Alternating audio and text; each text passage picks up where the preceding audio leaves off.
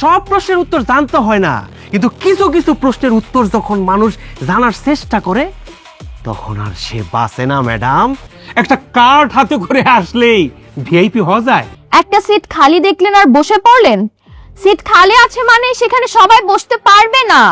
50 কোটি 2, 100 কোটি 1 টাকা। 100 কোটি টাকা? টাকা দিয়ে আপনি তো জমি কেনেননি, কিনেছেন একটা কাল সাপ, যেটা প্রতি পদে পদে আপনাকে ছবল দেবে। তোমরা এখনো রওনা হওনি?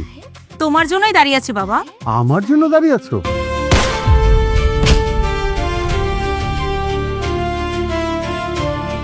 ম্যাডাম ওয়েট, আপনি এখানে কি করছেন? সি ম্যাডাম, আমি তো আসলে কিছু বুঝতে পারলাম না।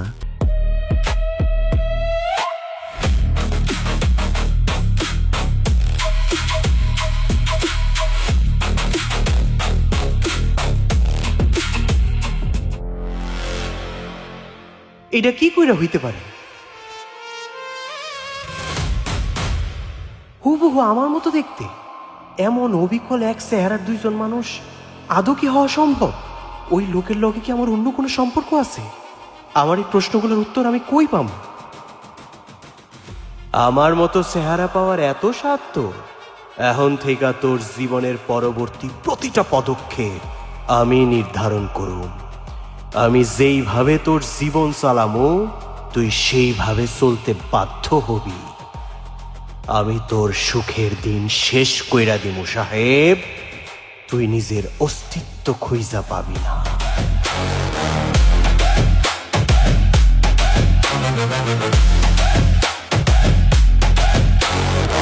সাহেব, দ্রুত গাড়ি বের করো, অফিসে যেতে হবে। কিরে ফাইল কই ব্যাগে? বস ফাইলটা মানে উপরে বলে রাই খাইছি। এখন তোরে ভুলে উপরে পাঠাই দিই, চিরদিনের লেগে জায়গা ভালো লাগবো না, সবসময় ভুল করস কি লেগা? খালি সবসময় ভুল ভুল ভুল। সাহেব এক কাজ করতো ভাই, ফাইলটা ভুলে উপরে রেখেছে, একটু নিয়ে আয় যা। কি কি কি কানে শুনোস না? তুই কি বয়রা নাকি? তোরে কইছি ফাইল উপরে রেখেছি, এটা একটু নিয়ে আয় না রে ভাই। দেখ এখনো শুনে নেই, বুঝছস? এই কিরে তোর কত বড় সাহস, তুই আমার বসের গায়ে হাত দিছিস? তোর হাত কিন্তু একবারে পকেটে বইরা তুমি। ভাই ভাই ভাই ভাই পেটে গেলে গেল, পেটে গেলে পেটে গেলে গেল। এই আপনার কি একটু দয়া মানে এইটুকু শিশুর গায়ে আপনি হাত দিয়েছেন? কাগো গায়ে হাত দিচ্ছেন আপনি জানেন? হ্যাঁ, গুন্ডা গুলোকে মারামারি করেন দেখে কি আপনি আমগো গায়ে হাত দেবেন? হ্যাঁ, তোর খবর আছে রে, তোর খবর আছে। তোর আগে এই বাড়িতে আমরা আইছি, আমরা স্যারের খাস লোক, সারস কে হোক সাঙ্গা ভাঙ্গা করছিস না আমগুলোকে, তোর খবর আছে। দেখ কি করে সারি। এই কথাটা যদি স্যারের কাছে কইছস তখন এটার কিন্তু খবর আছে। কি খবর আছে? কি তগর উপর সাইক্লোন আইতে পারে, টর্নেডো আইতে পারে, এমনও হইতে পারে আকাশ থেকে তগর মাথার উপর বোমা হামলা হইব। বাহ সাহেব, তুমি এত তাড়াতাড়ি চলে এসছো, খুবই ভালো হয়েছে, তা নাহলে মিটিং এ দেরি হয়ে যেত।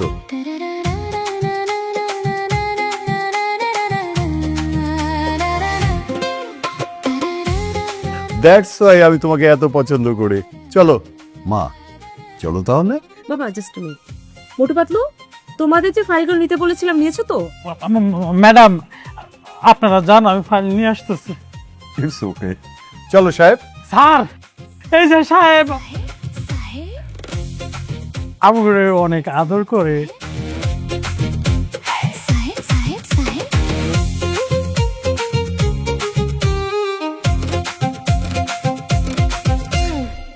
কি রে পাতলু, সাহেব তো কোনো সময় এরকম ব্যবহার করে না, আটকা মাইরা বইলোকে।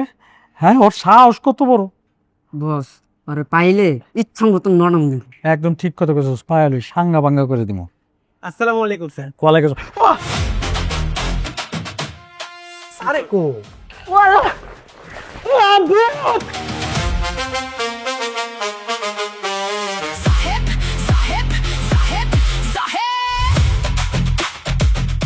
দেরি করে কি থেকে কি স্যার আমার রাগ করে গেল গা? স্যার এটাই হচ্ছে আমাদের বিজনেস প্ল্যান আছে সাহেব। এখানে ইনভেস্ট করলে আপনি লাভবান তো হবেনই, আপনার কোম্পানিও লাভবান হবে।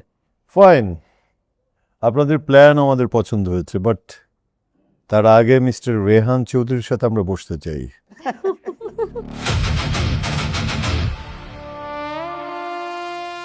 রেহান চৌধুরী আসবে আপনার অফিসে? Do you know who is Rehan Chowdhury? সে হচ্ছে এই বিজনেস ওয়ার্ল্ডের একমাত্র আইকন। সে আসবে আপনার অফিসে? হাসালেন না হাজি সাহেব, হাসালেন। আপনার মতো হাজি করিম রেহান সাহেব 100টা পকেট রাখে। আসলে বয়স হলে মানুষ বোকার স্বর্গে বাস করে না, এই আর কি। রেহান চৌধুরী বসবেন না সেটা আগে আমাদেরকে জানাননি কেন? প্রয়োজন মনে করিনি, তাই যায়নি।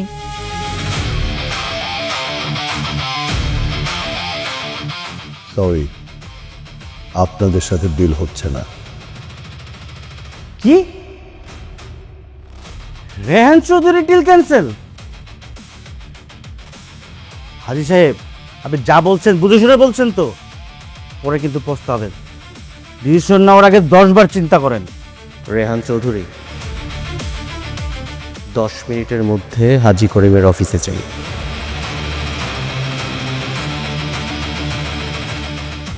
সাহেব, তুমি এখানে কি করছো? তোমাকে মিটিংয়ে কে আসতে বলেছে? যাও এখান থেকে, যাও। এই ওই যে সে কে? আপনাদের বাড়ি কাজের ছেলে? সেইখানে কি করছে মিটিংয়ে? এই ফকির ছেলে, তুই কাকে কল দিয়েছিস? রেহান চৌধুরীকে? এই ফকির ছেলে, তুই রেহান চৌধুরীকে কি চিনিস? তুই কোন মুখে তার নাম নিলে? হ্যাঁ, তুই যে এই মুখে তার নাম নিয়েছিস, সে কি তোর ল্যাংটাকালের দোষ নাকি বাইরেদার? সে তোর দোকানে বসে চা বিক্রি করে, যে 10 মিনিটের ভিতরে তোর হাজি করিমের অফিসে চলে আসবে। এই কাকে ফোন দিয়েছিস তুই? হ্যাঁ, এই ছোট লোকের বাচ্চা। স্যার, যা বলবেন একটু বইসা শুনা বলবে। কি? আমি তোর সাথে বুঝে শুনে কথা বলবো? এই ফকির ছেলে, আমি তোর সাথে বুঝে শুনে কথা বলবো? এই তুই কে রে? তোর মতো কাজের ছেলে আমি 10টা আমার ঘরে রাখি, আর তুই আমাকে বললে বুঝে শুনে কথা বলতে? স্যার, রেন স্যার, আপনি এখানে?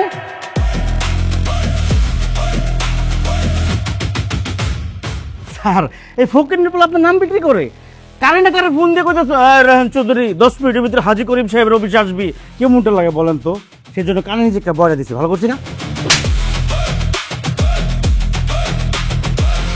চেনো শোনা কেউ নিকে?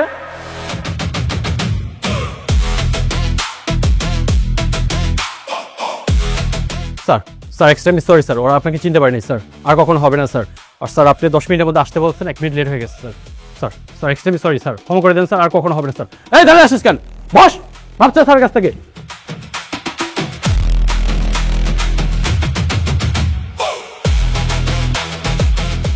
হাজি সাহেব, এক্সট্রিমলি সরি, ডিলটা ডান।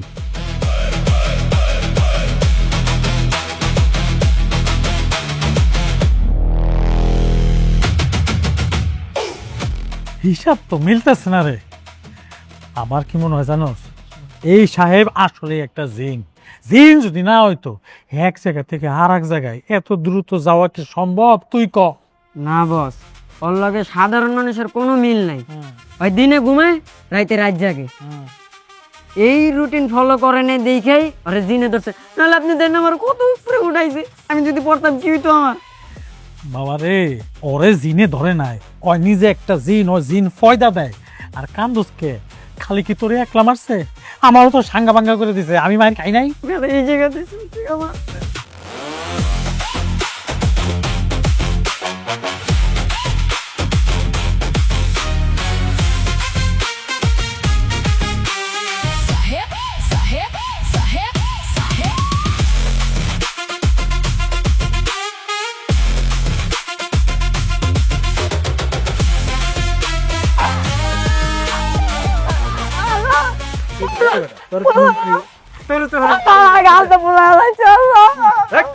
চুপ, একদম প্রোগ্রামের কন্ট্রোল নালি ছিঁড়ে ফেলাবো। চুপ।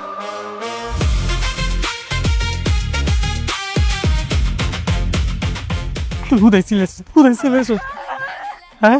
তোর চিল্লানি তা আমি ভয় পাইছি। আরেকটু হলে হার্ট অ্যাটাক করলে তোমার কি হয়তো সাম ঘুমরে দিয়ে আল্লাহ গো।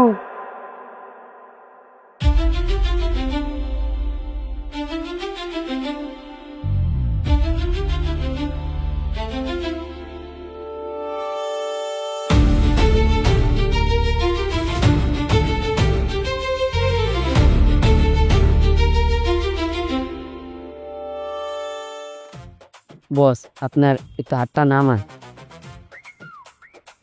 আপনার এই বিশাল বড় দেহ নিয়ে যে আমার উপর ভর দিয়েছেন, এতে তো আমি আরো খাড় হয়ে যেতেছি। আমি জানি যে ছোট খাটো মানুষের মাথায় অনেক বুদ্ধি থাকে, তোর মাথার মধ্যে তো গোবর ছাঙ্গা ভাঙ্গা করে সামনে লাগে, গুসা একের কানের লতি ফাড়াইলাম। একটা মানব দেহে কয়টা আড্ডি থাকে জানোস তুই? কয়টা? 25-26টা হইব। মনটা চায় এখন যে দুই কানের মধ্যে দুইটা থাপ্পড় মারি, 25-26টা আড্ডি থাকে একটা মানব দেহে, 206টা আড্ডি থাকে। ওহো, 206টা থেকে মানে আমার 2-3টা কম। এর লেগে আমি ছোটবেলা থেকে ছোট। তুই আসলেই খাটো হলি কি হইব? তুই কিন্তু একটি ছোটখাটো বিজ্ঞানী।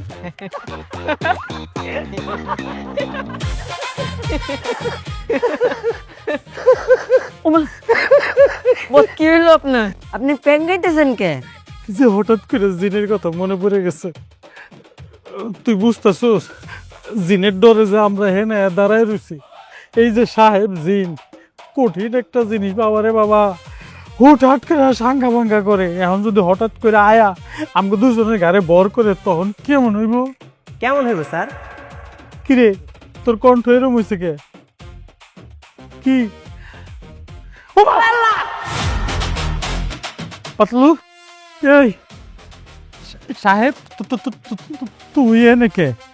না আসলে হয়েছে কি স্যার, উপরের থেকে দাঁড়ায় দাঁড়ায় দেখতেছিলাম আপনারা দুইজনে মিলে এই জায়গায় কি জানি গল্প করতেছে, সেই জন্য ভাবলাম আমি ওই আপনাগুলো একটু গল্প করি। ও ও আচ্ছা, ভালো। আমরা গল্প করতেছি না, আমরা এমনি দাঁড়ায় কথা করতেছি জায়গা। নন স্যার, আমরা তিনজনে মিলে চা খাই গা। কি রে, জিনে দেখি আবার চাও খায়, আমরা চাও অফার করতেছে। বস গেডি মুস্কানোর আগে তো আমি গায়েব হয়ে যাই।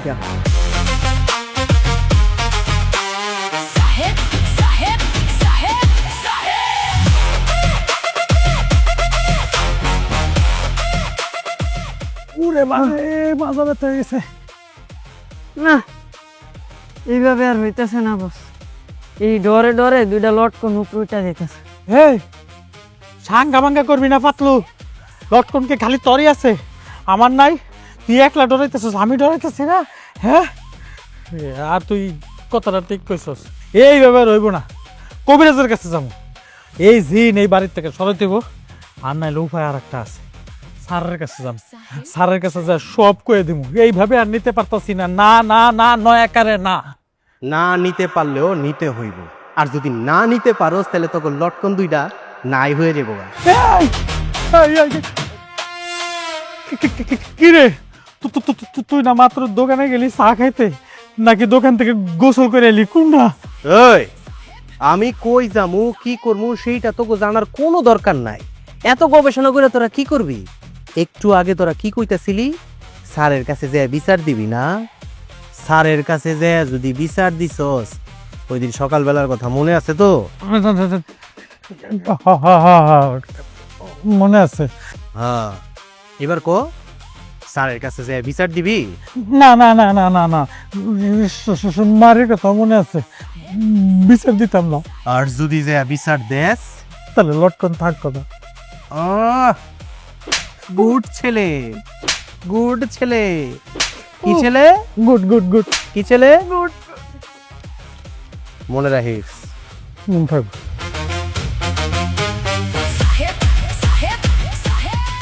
কি রে, 2 সেকেন্ড হইলো না, ওই গেল আবার কইতে বললো। দৌড়ে তো শান্তি নাই। বাড়িতে চল, বাড়িতে চল, বাড়িতে চল, ম্যাডাম খুঁজবো। সাহেব, শোনো, আমার কাছে একটা বিয়ের প্রস্তাব আছে। তুমি আবার এই বুড়ো বয়সে বিয়ে করবে নাকি? আজও কি বলছো তুমি? আমি এই বয়সে কেন বিয়ে করতে যাব?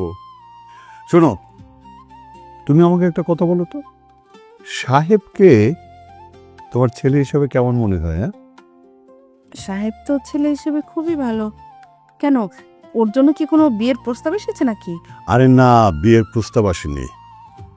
আমি ভাবছি আমাদের মানহাকে সাহেবের সাথে বিয়ে দিলে কেমন হয়। এসব তুমি কি বলছো?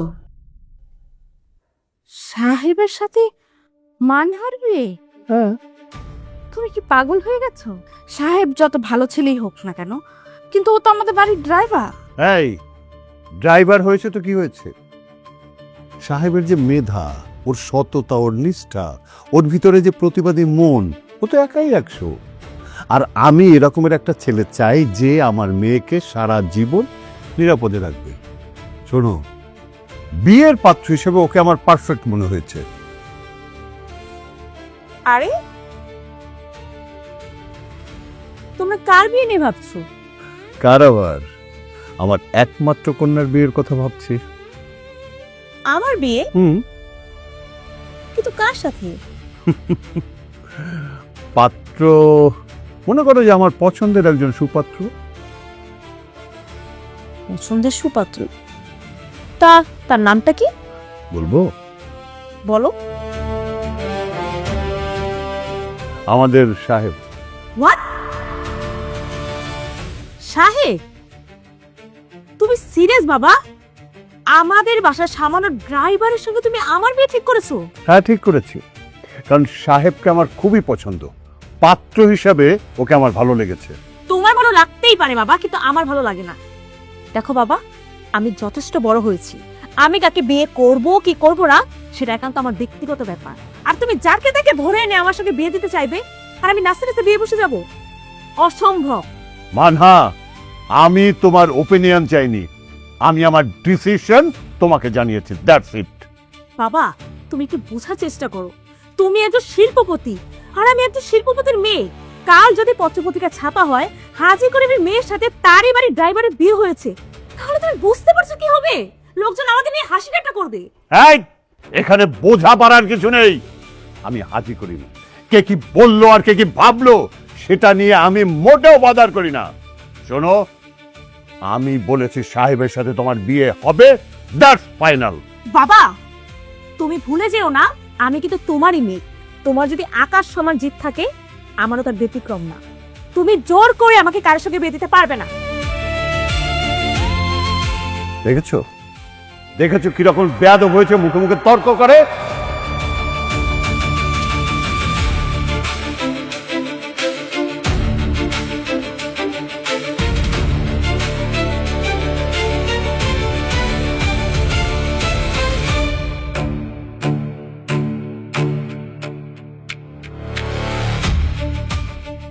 সাহেব,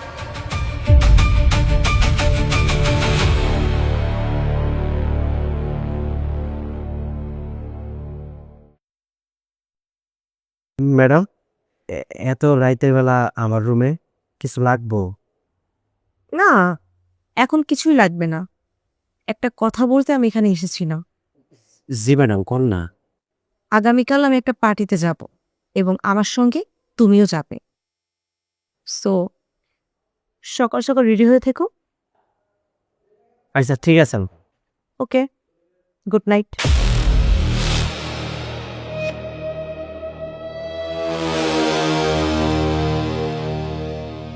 সাহেব, মানহার সাথে কালকে পার্টিতে সাহেব যাইব না, যাইব সূর্য। আর তরে কিভাবে ঘুম পাড়ায় রাহন লাগে সেই ব্যবস্থা আমি করতেছি।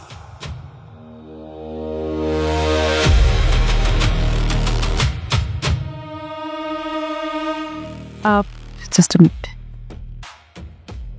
মাই ডিয়ার ফ্রেন্ডস, আজকে তোমাদের সবাইকে একটা গুরুত্বপূর্ণ বিষয় শেয়ার করার জন্য আজকের এই পার্টিটা আমি অ্যারেঞ্জ করেছি। And that is meet my friends mister সাহেব, আমার গাড়ির driver. Oh my god, driver!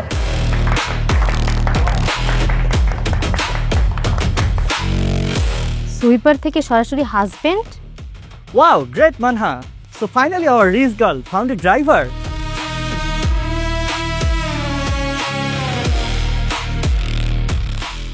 সাহেব, আমি হাজি করিম গ্রুপ অফ কোম্পানি সিইও। আমি এক মিনিটে যেটা কামাই করি, তোর মতো 2 পয়সার ড্রাইভার 1 বছরে সেটা চোখে দেখে কিনা সেটা নিয়ে আমার সন্দেহ আছে। আর তুই কিনা আমাকে বিয়ে করতে চাস? এই মারহাকে বিয়ে? এই তুই ভাবলি কি করে তোর মতো এরকম সামান্য একটা ড্রাইভারকে আমি বিয়ে করব? তুই স্বপ্ন দেখিস কিভাবে? ওয়েট তার মানে আমাদের বাড়িতে ঢোকার তোর মূল উদ্দেশ্য ছিল আমাকে বিয়ে করা, তাই না? ম্যাডাম, আমি তো আপনারে কখনো বিয়ে করতে চাইনি, তার বাবাই তো আমার পছন্দ করছে। ও, তার মানে তুই বলতে চাচ্ছিস আমার হাজবেন্ড হিসেবে আমার বাবা তোকে পছন্দ করেছে, তাই তো? জি ম্যাডাম, আর সেই জন্যই আমি স্যারের সিদ্ধান্তরে অসম্মান করতে চাই না। এই, তুই হয়তো ভুলে যেতে পারিস তুই কে, কিন্তু আমি ভুলিনি। তুই একটা ড্রাইভার, আর আমার পরিচয় তোকে দ্বিতীয়বার বলতে হবে না। Look at my status. শোন, আজকের পর থেকে তোর এই চেহারা নিয়ে আর কোনো দিন আমার সামনে আসবি না। Get out of here.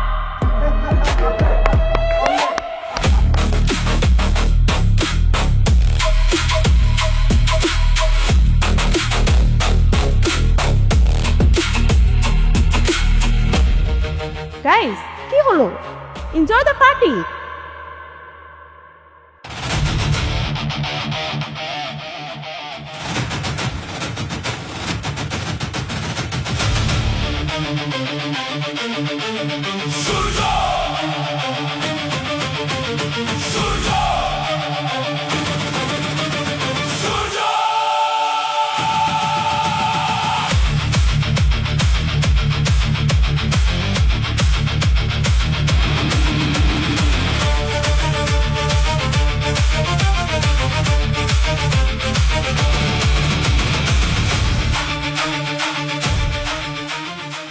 কে এখন কারো মুখে খই ফুটতেছে নাকি লিগা? হ্যাঁ, আরে এতক্ষণ তো অনেক অনেক কথা কইতেছিলেন, এখন কি মুখ বন্ধ কি লিগা? কথা কম।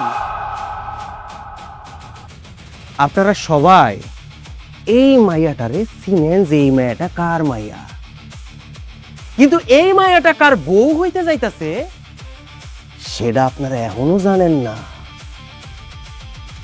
একটা কথা কান খুইলা শুইনা রাখে, জনাব হাজী করিম আমার হবু শ্বশুর, আর তার সম্মান নিয়ে খেলার আগে আমার লগে খেলতে হইব। আপনাগো সবার ভাগ্য খুব ভালো যে আমি আপনাগো লগে শুধু কথা কইতে আইছি, তা না হইলে এই Motu Patlu,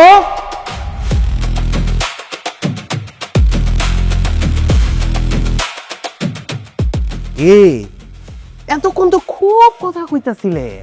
I am a poor guy, a bullshit, ফকিন্নির পোলা, কথা কন না কে লেগা? কথা কন,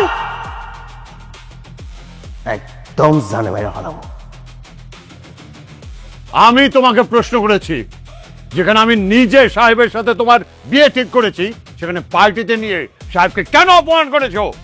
বাবা, তুমি যাকে শুধু একজন সাধারণ ড্রাইভার ভাবছো, তুমি তো আজকে তাকে নিজের চোখে দেখছো, তারপরে তোমার মনে হয় ও 8-10 জন সাধারণ ছেলের মতো? আমার প্রশ্নের উত্তর দাও। সাহেব সাধারণ কি অসাধারণ সেটা আমি বুঝবো।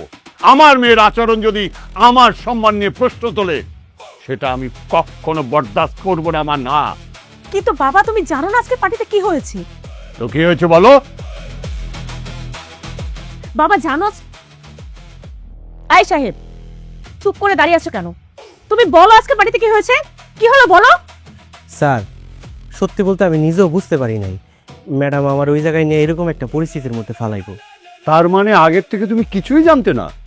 না স্যার, ম্যাডাম আমারে কইলো ওনার লগে পার্টিতে যাইতে হইব। আমি তো স্যার সরল বনে গেছি, কিন্তু যাওয়ার পর যখন ওনার বন্ধু বান্ধবরা আমার অপমান করে কথা বলা শুরু করলো, তখন আমি বুঝতে পারছি যে ওনার উদ্দেশ্যটা অন্যরকম ছিল। বাবা, ম্যাডাম দয়া করে আমার একটা কথা কইতে দেন।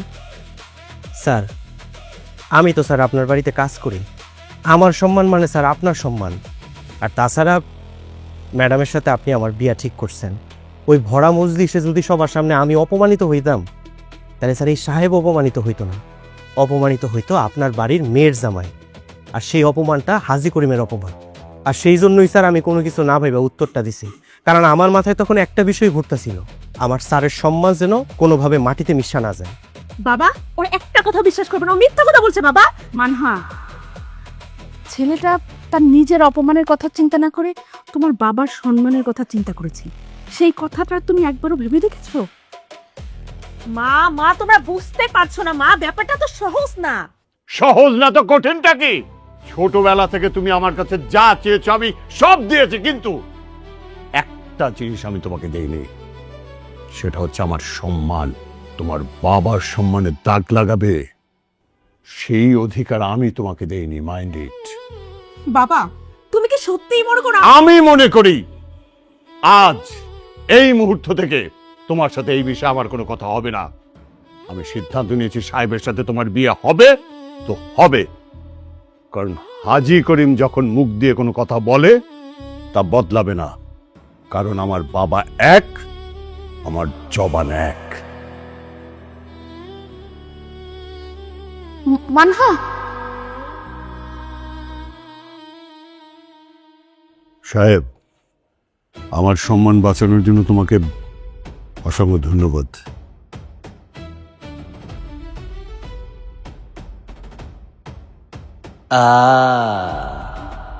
খেলা তো মাত্র শুরু। মানহা, তোমারে বিয়া না করা পর্যন্ত আমি শান্তি হইতাছি না।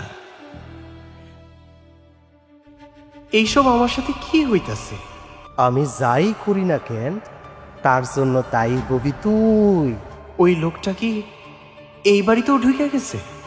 তুই যেখানেই থাকবি তোর সাথে সাথে ছায়া হয়ে থাকবো আমি। জানি না কি ভুল করছিলাম, এরকম একটা প্যাসে পড়ে গেলাম।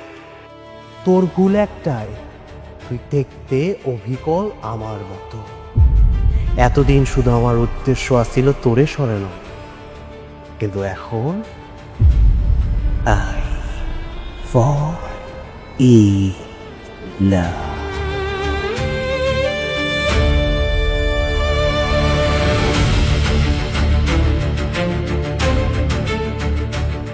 কি রে মানহা, তুই কি কিছু নিয়ে স্ট্রেসড? না তেমন কিছু না। আচ্ছা তুই আমাকে একটা কথা বলতো, এই যে মানুষ যে বলে অবিকল একই রকম দেখতে এই পৃথিবীতে 7 জন মানুষ হয়, এটা কি আসলে সত্যি? বায়োলজিক্যালি টুইন হলে পসিবল, বাট রেয়ার। কেন, তুই কেমন কাউকে চিনিস? আসলে এই কথাটা শুনতে কেমন লাগবে আমি জানি না, কিন্তু আমাদের ড্রাইভার সাহেবকে আমার একদমই নর্মাল মনে হয় না।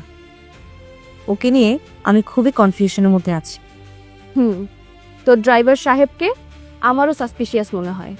এজন্য তুই সাহেবকে দেখে অবাক হয়েছিলি আর বলেছিলি ওকে তুই কোথাও দেখেছিস।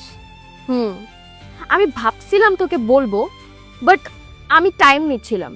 আমি ওকে নিলামে দেখছি, একই রকম দেখতে, একই রকম ড্রেস আপ, মানে আলাদা কোনো মানুষ হওয়ার কোনো প্রশ্নই আসে না।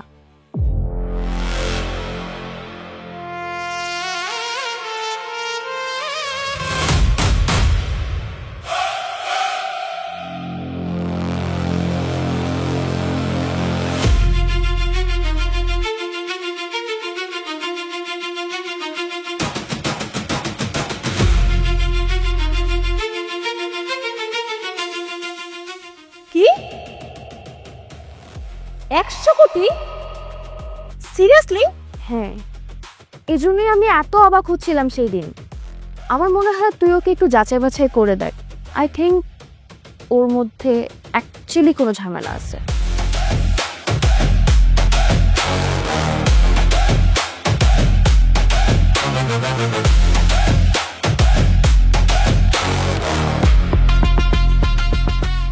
সাহেব, ক্ষমার দৃষ্টিতে দেখবেন, ম্যাডাম ডাকছে তো, কিছু করার নেই, এই জন্য এইভাবে নিয়ে যেতে হইতেছে। আসো ম্যাডাম, এই যে সাহেব নিয়ে আসছি। কি ব্যাপার ম্যাডাম, এই সময় আমার সাদে ডেকে নিয়ে আসলেন যে? আমি কি কিছু করছি? এই তুমি কি সাহেব নাকি অন্য কেউ? তুমি তোমার পরিচয় গোপন করে রেখেছো কেন? আমার কাছ থেকে তুমি সত্যকে লুকিয়ে রাখতে পারবে না। ম্যাডাম, আপনি আমার আবারও একই প্রশ্ন করতেছেন।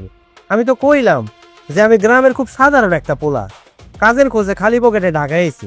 বড় স্যারে আমার আপনার বাড়িতে ড্রাইভার হিসেবে চাকরি দিছে, আমি শুধু এইটুকুই জানি ম্যাডাম।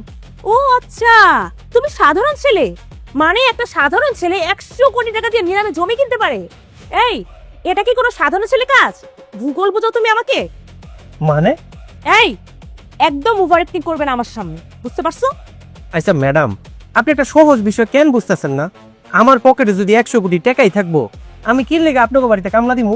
আরে সেজন্যই তো আমি তোমাকে জিজ্ঞেস করতেছি তোমার উদ্দেশ্যটা কি, তুমি কেন আমাদের বাড়িতে আসছো, আর কি চাও আমাদের থেকে তুমি?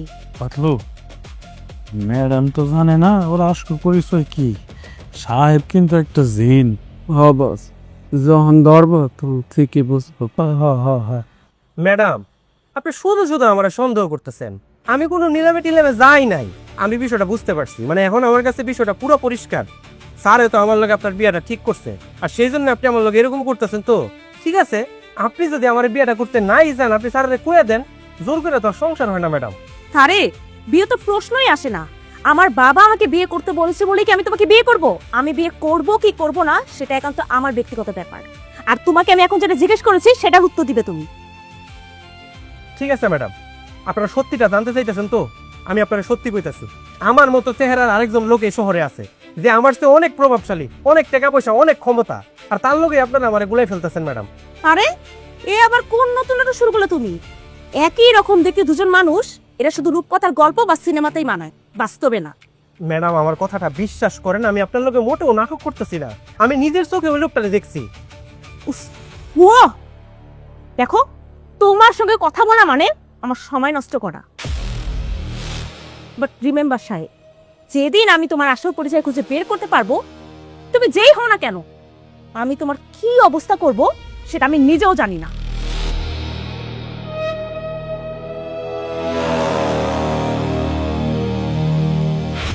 I Motu, G madam. একটা নিয়ে আসো।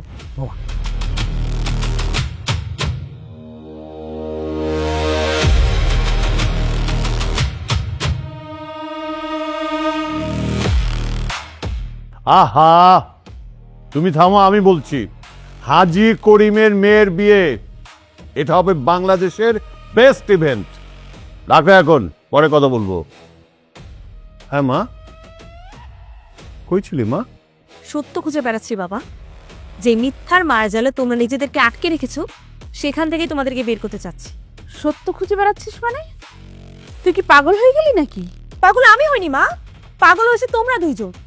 চেনা নেই জানা নেই বহুরূপী, যে কিনা ড্রাইভার না গ্যাংস্টার আমরা কিছুই জানি না, এমন একটা লোকের সঙ্গে আমাকে বিয়ে দিয়ে আমার জীবনটা শেষ করে দিতে যাচ্ছ তোমরা। তোর বিয়ের ব্যাপারে আমাকে কিছু না বললেই ভালো। তোর বাবাকে জিজ্ঞেস করে দেখ, তোর বাবা কেন এরকম একটা অদ্ভুত সিদ্ধান্ত নিল সেটা সেই জানে। এমনিতে সাহেব খুব ভালো ছেলে, কিন্তু তুই যে বললি বহুরূপী, বহুরূপীটা কে? সাহেব তো এরকম ছেলে না। তোমরা বরাবরই মানুষ চিনতে ভুল করো মা। এবারও দেখা যাবে তোমরা সাহেবের মিষ্টি কথায় গলে গিয়ে নিজেদের মেয়ের জীবনকে বিসর্জন দিয়ে দিচ্ছ। আমি বিয়ে করতে পারবো না মা, একটা ফ্রড মানুষের সাথে সারা জীবন তো দূরে থাক, আমি এক সেকেন্ডও থাকতে পারবো না। বিয়ে তো মা সাহেবকে তোকে করতে হবে। তোর বাবা যে একরোখা লোক, সে যখন সিদ্ধান্ত নিয়েছে তখন সে তার সিদ্ধান্তেই অনড় থাকবে।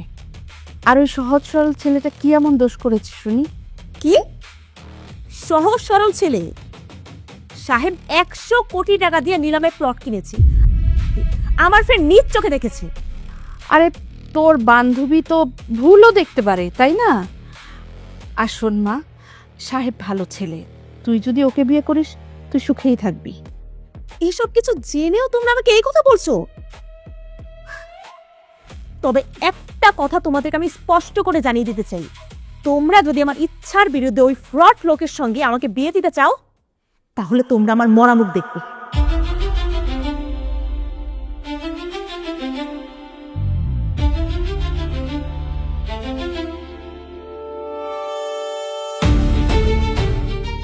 সাহেব, জি স্যার। কালকে আমার একটা মিটিং আছে, ওই মিটিংয়ে তুমি অ্যাটেন্ড করবে, ঠিক আছে? স্যার, এটা কেমন কথা কইলেন? আমি হলাম সামান্য একজন ড্রাইভার মানুষ, আপনার লগে মিটিংয়ে যে আমি কি করবো স্যার? এই ছেলে, এই মিটিংয়ে গিয়ে তুমি কি করবে মানে? আরে 2 দিন বাদে তুমি হাজী করিমের মেয়ের জামাই হতে যাচ্ছ, সো আমার কোম্পানির সব দায়িত্ব তো তোমাকে নিতে হবে, তাই না? তাছাড়া লাস্ট মিটিংয়ে তুমি যা দেখিয়েছো, তারপর থেকে তো এই মার্কেটে সবাই আমাকে ভয় পায়। আরে মার্কেটের কথা বাদই দিলাম, এই ইন্ডাস্ট্রির কিং বিজনেসম্যান রেহান চৌধুরী তার সব বিজনেস ডিল তো এখন আমার সাথে হচ্ছে, কাজ করে কুলোতে পারছি না। শোনো, কালকের মিটিংয়ে তুমি আমার সাথে থাকবে, এবং যদি কেউ কিছু বলে তাহলে ওই যে লাস্ট মিটিং এর মতো একটা হুঙ্কার ছেড়ে দিবে। কিন্তু স্যার আমি তো আর কোনো কিন্তু না। কালকের মিটিংয়ে তুমি আমার সাথে থাকছো, এবং সেটা আমার জামাই হিসাবেই। ওকে, রেডি থেকো।